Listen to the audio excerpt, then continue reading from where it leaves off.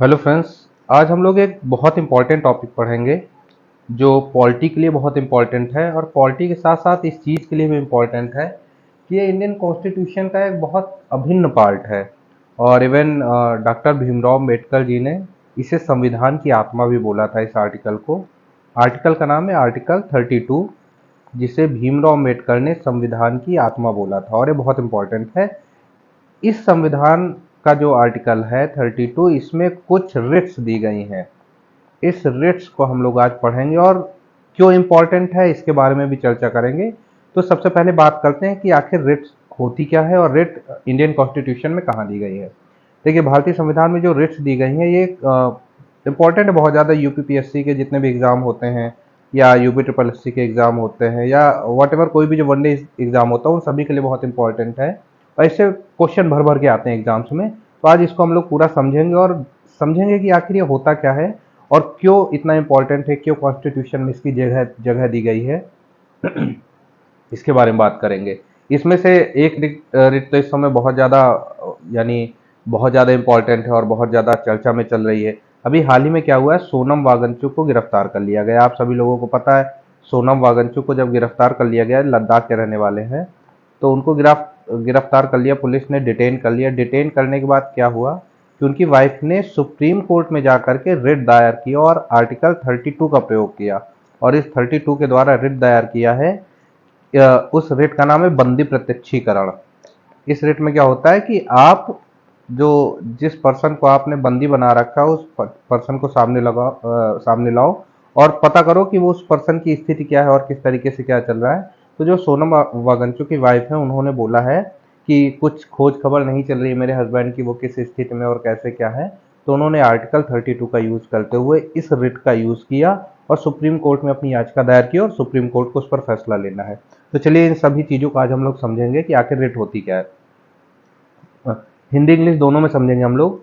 Meaning and purpose, अर्थ और उद्देश्य। आखिर रिट होती क्या है। Writs are formal written order issued by the supreme court और हाई कोर्ट।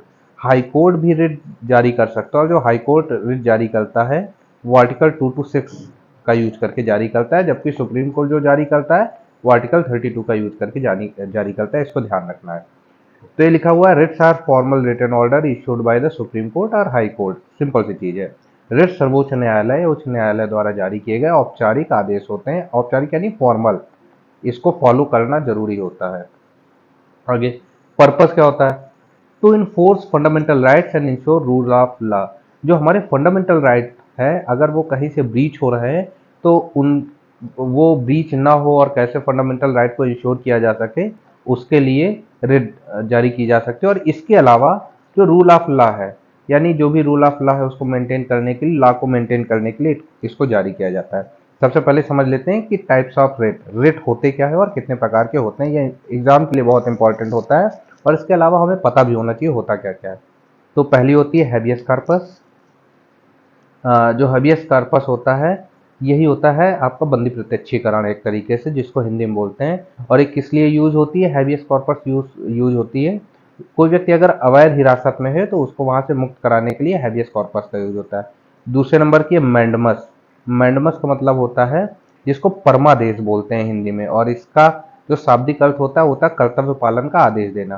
थर्ड होती है प्रोहिबिशन, जिसका मतलब होता है निचली अदालत जो कार्रवाई कर रही होती है उसको रोकने के लिए। चौथी होती है सर्च्योरेरी, जिसका मतलब होता है अवैध आदेश को निरस्त करने के लिए। और एक पांचवी भी होती है जिसका नाम होता है क्यू वारंटो। इसको हिंदी में बोलते हैं अधिकार प्रच्छा। इसको हम एक एक करके समझेंगे। तो चलिए समझते हैं। सबसे पहला क्या होता है, हैबियस कॉर्पस और मैंडमस के बारे में समझते हैं। हैबियस कॉर्पस क्या होती है। हैबियस कॉर्पस जिसका मतलब होता है टू हैव द बॉडी। जिस पर्सन को आपने डिटेन किया हुआ है उस पर्सन को हमारे सामने लाओ। कंडीशन ये भी हो सकती है कि वो पर्सन या तो जीवित आना चाहिए या तो उसकी बॉडी आनी चाहिए, लेकिन प्रथम दृष्टया और पहली कंडीशन होती है कि उस व्यक्ति को जीवित हमारे सामने लाओ। और इसका शाब्दिक अर्थ होता है कि शरीर को प्रस्तुत करो। ये यूज किस लिए होती है, ये यूज होती है जैसे किसी पर्सन को क्या होता है, किसी पर्सन को डिटेन कर लिया गया है और उसके जो जान पहचान वाले हैं, उसके जो रिलेटिव्स हैं या कोई भी पर्सन है, उसके फ्रेंड वगैरह वॉट एवर कोई भी पर्सन हो, अगर उसको लगता है कि उस पर्सन को इलीगली डिटेन किया हुआ है, इलीगल रूप से उसको हिरासत में रखा गया है, तो इसके लिए हैबियस कॉर्पस रिट का यूज किया जाता है कि और जब हैबियस कॉर्पस रिट का यूज किया जाता है तो सुप्रीम कोर्ट या हाई कोर्ट उसमें ऑर्डर जारी करती है कि सशरीर उसको हमारे सामने लाओ। तो जिस पर्सन को डिटेन किया जाता है फिर या पुलिस है या कोई भी पर्सन है, फिर उसको कोर्ट के सामने पेश होना पड़ता है। आखिर यूज किस लिए होती है? यूज होती है सेफगार्ड पर्सनल लिबर्टी, जो व्यक्तिगत स्वतंत्रता है उसकी रक्षा करने के लिए। जैसे आर्टिकल 19 में हमारे दी गई हैं बहुत सारी फ्रीडम दी गई है, तो आर्टिकल 19 को इंश्योर करने के लिए हैबियस कॉर्पस का यूज होता है। इससे रिलेटेड बहुत इंपॉर्टेंट केस है। तो पहला केस तो आपको मैंने बता ही दिया, सोनम वांगचुक वाला, जिसमें कोर्ट ने आदेश दिया है। इसके अलावा एक केस था जिसका नाम था शिवानंद शुक्ला वर्सेज जबलपुर कोर्ट। 1975 में क्या हुआ था कि जब इंदिरा गांधी गवर्नमेंट थी और उस समय पर जब आपातकाल लगा था, तो बहुत सारे लोगों की व्यक्तिगत स्वतंत्रता का हनन हो रहा था, लोगों को अवैध हिरासत में लिया जा रहा था।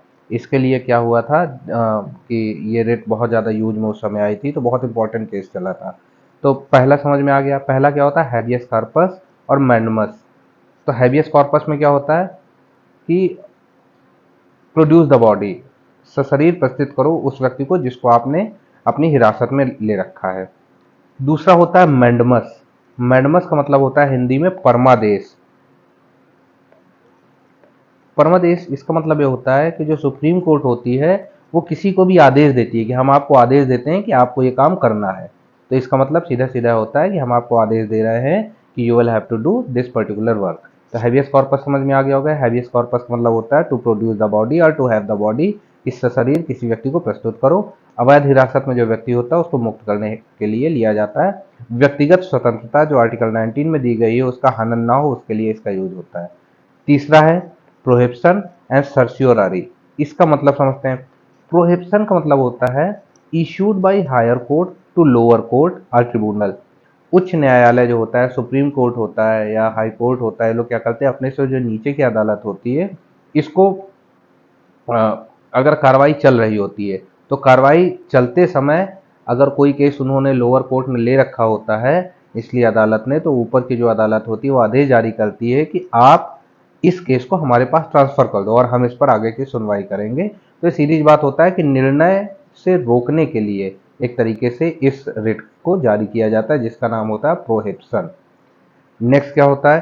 कार्रवाई के दौरान, यानी डिसीजन नहीं आता है इसमें, जो डिसीजन है वो नहीं आया होता है और उस समय इस रिट को जारी कर दिया जाता है। अब अगर डिसीजन आ गया है तो जब डिसीजन आ जाता है तो फिर सर्च्योररी वाली रिट यूज करता है, जो भी सुप्रीम कोर्ट होता है वो हाई कोर्ट यूज करता है।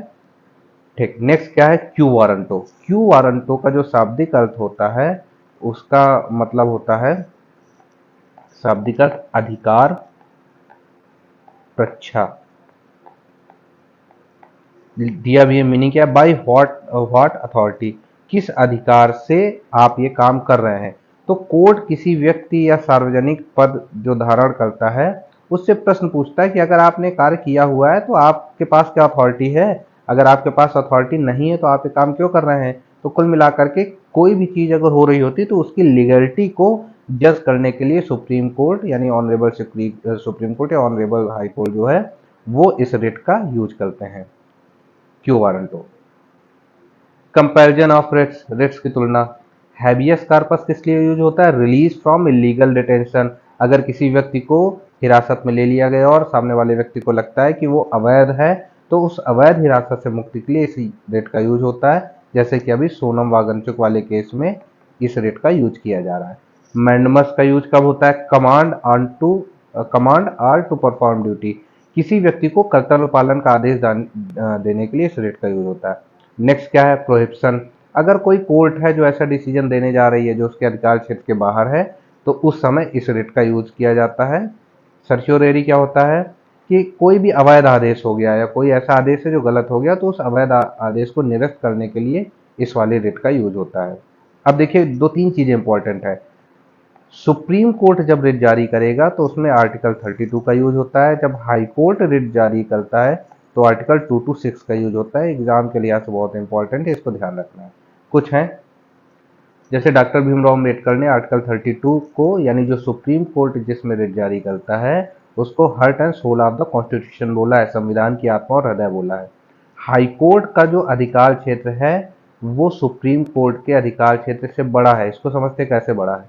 हाई कोर्ट, जो सुप्रीम कोर्ट होता है, जब वो आर्टिकल 32 का यूज करता है तो वो केवल और केवल फंडामेंटल राइट्स के लिए ही 32 का यूज कर सकता है। लेकिन जब हाई कोर्ट आर्टिकल 226 का यूज करता है रिट जारी करने के लिए, तो वो फंडामेंटल राइट्स के लिए भी यूज करता है और इसके साथ में अदर्स यानी कोई भी जो मामले होते हैं उसके लिए भी रिट का यूज जारी करता है। इस वजह से हाई कोर्ट का जो अधिकार क्षेत्र होता है वो सुप्रीम कोर्ट के अधिकार क्षेत्र से बड़ा होता है रिट जारी करने के संबंध में।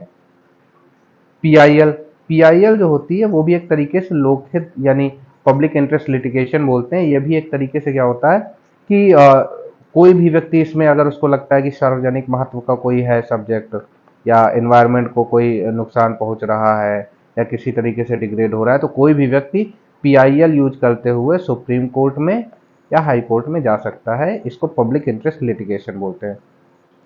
तो ये सारी चीज़ें हम लोगों ने पढ़ी हैं जो रिट के लिहाज से बहुत इम्पॉर्टेंट है। तो रिट से जो इम्पोर्टेंट चीज़ें हैं वो आपने पढ़ लिया कि 5 टाइप्स की रिट्स होती हैं। सुप्रीम कोर्ट आर्टिकल 32 से जारी करता है, हाई कोर्ट आर्टिकल 226 के द्वारा जारी करता है। हाई कोर्ट का जो अधिकार क्षेत्र है वो सुप्रीम कोर्ट से बड़ा होता है। और इसके अलावा जो जितनी भी रिट्स होती हैं, जैसे आपने हैबियस कॉर्पस पढ़ा या मैंडमस पढ़ा या आपने क्यू वारंटो या आपने प्रोहिबिशन या सर्सियोरेरी पढ़ा, तो इन सब का शाब्दिक अर्थ और इसका मतलब समझ में आ गया होगा आपको। तो कुल मिलाकर के ये एग्ज़ाम के लिए बहुत इंपॉर्टेंट है। आज इस समय चल भी रहा है, जैसे एग्ज़ाम में क्वेश्चन आ जाए कि सोनम वांगचुक के केस में कौन सी रिट जारी की गई थी, तो आर्टिकल 32 के द्वारा हैबियस कॉर्पस रिट का यूज किया गया था। तो ये सारी चीज़ें ध्यान रखनी है। आगे हम लोग और भी कुछ वीडियो बनाएंगे जो एग्ज़ाम के लिहाज से इम्पॉर्टेंट होंगे। अभी तक के इतना ही। Thank you. आप लोग को लगता है अगर ये सारी चीज़ें ठीक हैं और एग्ज़ाम के लिहाज से इम्पोर्टेंट है और आपको थोड़ा बहुत हेल्प मिल रही हो इससे, तो काइंडली सब्सक्राइब चैनल।